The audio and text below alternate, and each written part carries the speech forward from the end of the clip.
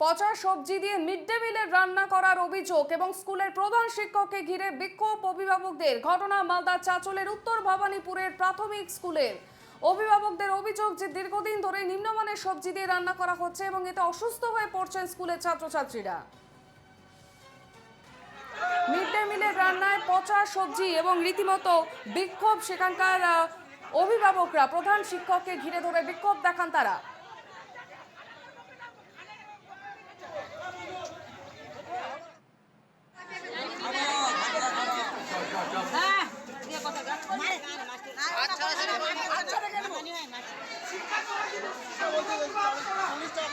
ছেলের এটি জানা হবে, গরু ছাগল খাবে না এই সবজিগুলো।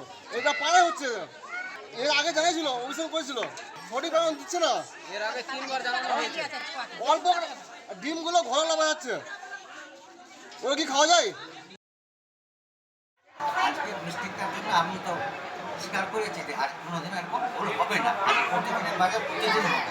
এখানে যে টিচাররা আছে ওদেরকে জিজ্ঞাসা করেন, আমরা প্রতিদিন খাই তারপরে বাড়ি যাই, কারণ ভালো এখানে খাবার হয়। প্রতিদিন ভালো হওয়ার জন্য আমরা টিচাররা খেয়ে তৃপ্তি পাই। কিন্তু আজকে আমি ভাবতে পারিনি ব্যাগের মধ্যে ঢোকা ছিল বরবটিগুলো যখন ওরা নিয়ে গেছে পরে দেখছি পচা, কিন্তু তার সাথে আলু দিয়েছি, ডাল দিয়েছি, তারপর পয়ঠা দিয়েছি। অভিভাবকের কথা তো আমি বলতে পারছি না, এর আগে যে টিআইসি ছিল কিনা মোজাম্মেল হোসেন, ও একটু অভিযোগ উঠেছে, কিন্তু আমি আশা করি কোনোদিনও একটা অভিযোগ উঠেছে।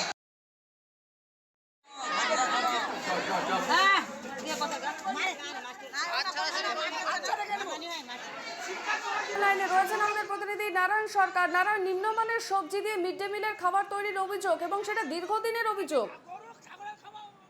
একদম দেখো অর্পিতা, আজ সকালের ঘটনা মালদহের চাঁচল 2 নং ব্লকের উত্তর ভবানীপুর প্রাথমিক বিদ্যালয়ের ঘটনা, যেখানে মিড ডে মিলে যে রান্না হচ্ছিল সেই রান্না কিন্তু নিম্নমানের খাবার দেওয়া হচ্ছিল এমনটা কিন্তু অভিযোগ। পচা সবজি সেখানে দেওয়া হচ্ছিল, ব্যবহার করা হচ্ছিল এমনটা কিন্তু অভিযোগ।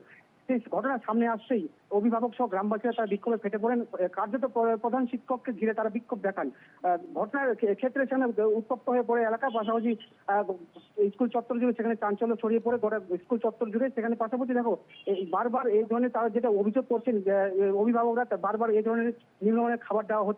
এর ফলে যে সমস্ত শিশুরা রয়েছেন, অর্থাৎ যারা প্রাথমিক বিদ্যালয়ের শিশুরা বা ছাত্রছাত্রীরা পড়াশোনা করেন, তাদের যে কোনো সময় তাদের অসুখ বিসুখ করতে পারে এবং পাশাপাশি বিভিন্ন রকম নানা ব্যাধি আক্রান্ত হতে পারে। এই নিয়ে দেখো আমরা সেই প্রধান শিক্ষক সাথে কথা বলতে গেলে সেই প্রধান শিক্ষক কার্যত স্বীকার করে নিয়েছেন যে নিম্নমানের যে খাবার দেওয়া সে পুরোপুরি কথাটা স্বীকার করে নিয়েছেন। পরবর্তীতে তিনি জানিয়েছেন এর পরবর্তীতে আর এরকম খাবার দেওয়া হবে না। অর্পিতা, বেশ, ধন্যবাদ নারায়ণ।